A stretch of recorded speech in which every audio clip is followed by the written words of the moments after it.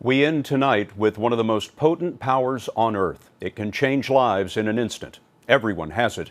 It's the power to forgive. Watch it now in action in Steve Hartman's Assignment America. Thank you, Lord. In a small apartment building in North Minneapolis, a 59-year-old teacher's aide sings praise to God for no seemingly apparent reason. Indeed, if anyone was to have issues with the Lord, it would be Mary Johnson. For all you've done for me. He never had a chance. In February 1993, Mary's son, Laramian Byrd, was shot to death during an argument at a party. He was 20 and Mary's only child. My son was gone. The killer was a 16-year-old kid named O'Shea Israel. I wanted justice. He was an animal.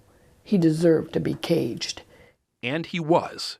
Tried as an adult and sentenced to 25.5 years, O'Shea served 17 before being recently released.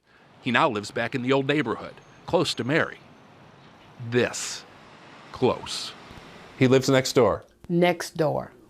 How a convicted murderer ended up living a door jam away from his victim's mother is a story not of horrible misfortune, as you might expect, but of remarkable mercy.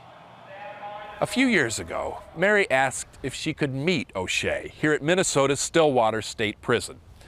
As a devout Christian, she felt compelled to see if there was some way, if somehow she could forgive her son's killer. What'd she say to you? I believe the first thing she said was, look, you don't know me, I don't know you, let's just start with right now. And I was befuddled myself. O'Shea says they met regularly after that. When he got out, she introduced him to her landlord, who, with Mary's blessing, invited O'Shea to move into the building. Today, they don't just live close, they are close. Clearly, Mary was able to forgive. Unforgiveness is like cancer. It will eat you from the inside out. It's not about that other person. Me forgiving him does not diminish what he's done. Yes, he murdered my son, but the forgiveness is for me. It's for me. For O'Shea, it hasn't been that easy. I haven't totally forgiven myself yet. I'm learning how to forgive myself. And I'm still growing towards, trying to forgive myself and what it is I've done. To that end, O'Shea is now busy proving himself to himself. He works at a recycling plant by day and goes to college by night. He says he's determined to pay back Mary's clemency by contributing to society.